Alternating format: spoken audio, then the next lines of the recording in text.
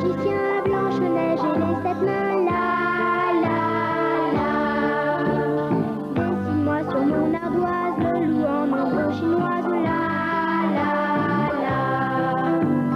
Tape, tip, tape dans tes mains, tape, tip, tape magicien, tape, tip, tape dans tes mains.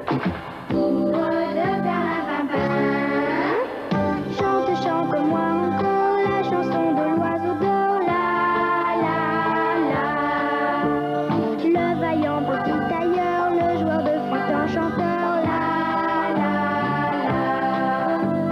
Tape, tip, tape dans tes mains, tape, tip, tape magicien, tape, tip, tape dans tes mains.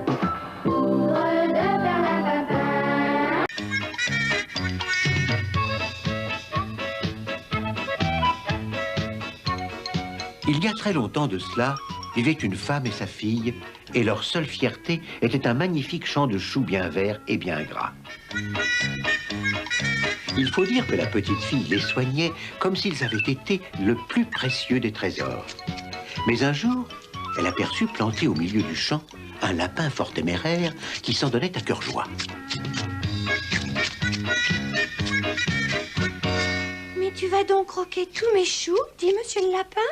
Lui demanda la fillette très inquiète. Le lapin s'arrêta de grignoter et lui répondit. Est-ce ma faute si tes choux sont si tendres? De ma vie, je n'en ai jamais goûté de meilleur. Et je reviendrai, c'est certain.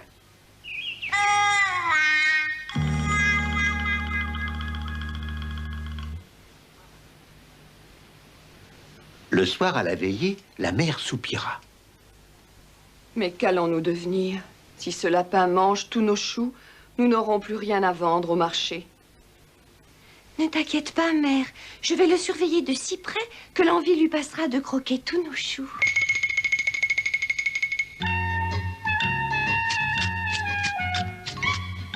Le lendemain, le lapin était exact au rendez-vous. Et on sentait bien qu'il se régalait, car il y allait de très bon cœur. Dis-moi, monsieur Lapin, tu vas donc croquer tous nos choux? Et le lapin répondit.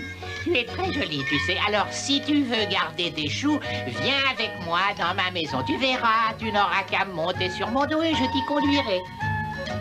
Mais pourquoi devrais-je te suivre? Pour devenir ma femme. Comment? Tu plaisantes? Moi, épouser un lapin, c'est vraiment là une idée forçante.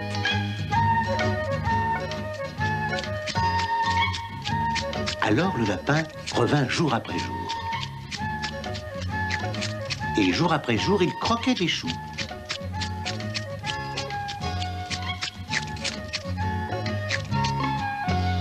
À la fin, la pauvre fillette, n'y tenant plus, vint vers lui et lui dit.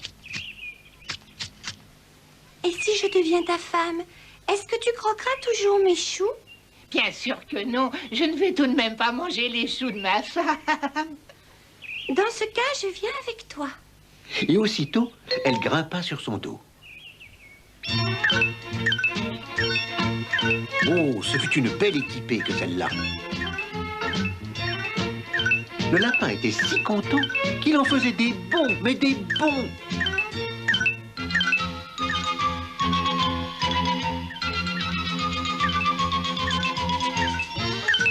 Et la fillette trouvait cela, après tout, fort divertissant.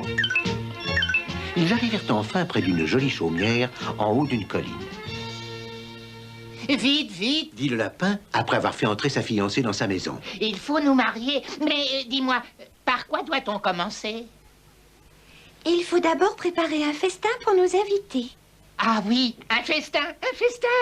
Mais au fait, avec quoi?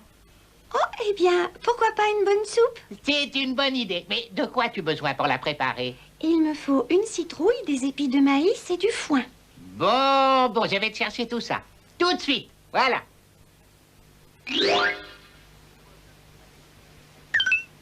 Et il revint avec tout ce qu'elle lui avait demandé en moins de temps qu'il ne faut pour le dire. Très bien. Je vais mettre la soupe à cuire sur le feu. Toi, va vite chercher tes invités. Mes invités? Ah oui, bon, j'y cours. Et le lapin partit en grande hâte. Et il revint bientôt en joyeuse compagnie. Il y avait là tous ses amis lapins et même un prêtre renard.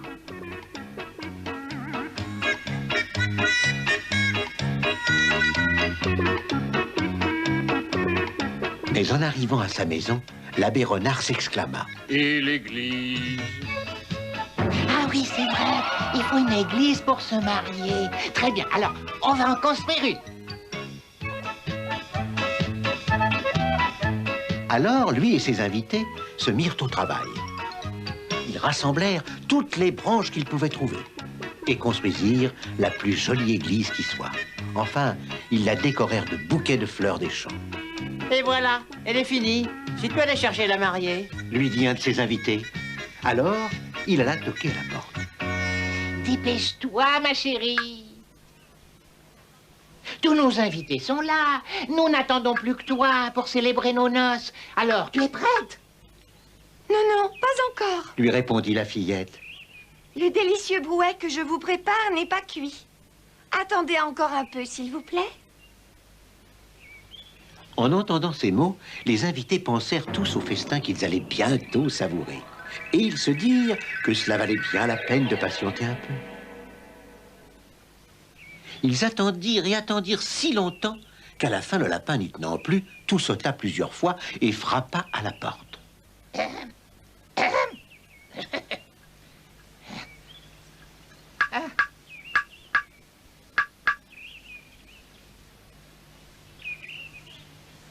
Vite, vite, ma chérie, nos invités s'impatientent. La soupe doit être prête. Alors, nous pouvons commencer la cérémonie?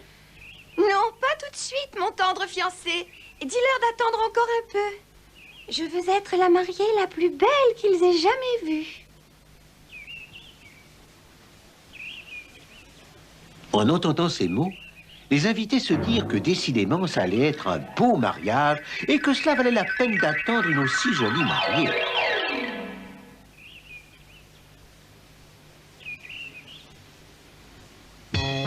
Mais de soupe, il n'y en avait point, car savez-vous ce que la petite fille avait fait pendant tout ce temps-là?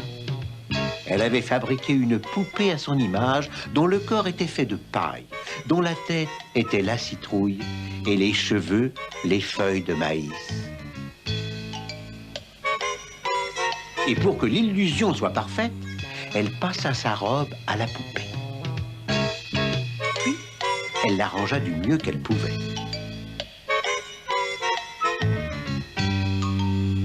Elle s'en retourna chez elle en s'enfuyant par la fenêtre.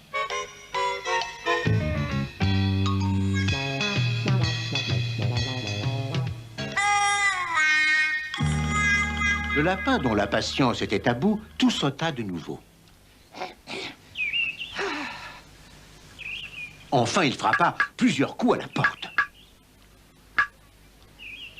Dépêche-toi, ma belle, nos invités s'impatientent. La soupe doit être savoureuse à souhait maintenant. Et tu dois être certainement la plus jolie mariée qu'on ait jamais vue. Pourquoi nous faire attendre? Viens vite, que nous puissions t'admirer. Mais de réponse, il n'y en eut point. Alors, le lapin ouvrit la porte et entra dans la maison. Il aperçut sa fiancée qui restait immobile et il lui dit... Allons, ne sois pas timide. Allez, viens vite, viens vite.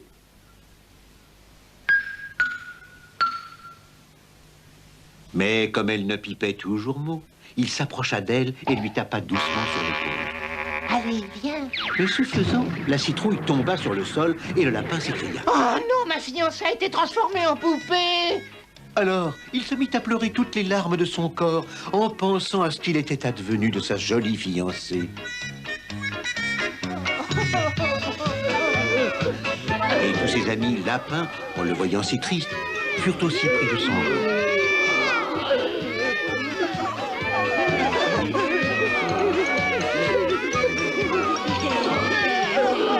Et ils pleurèrent tant, et si longtemps, longtemps.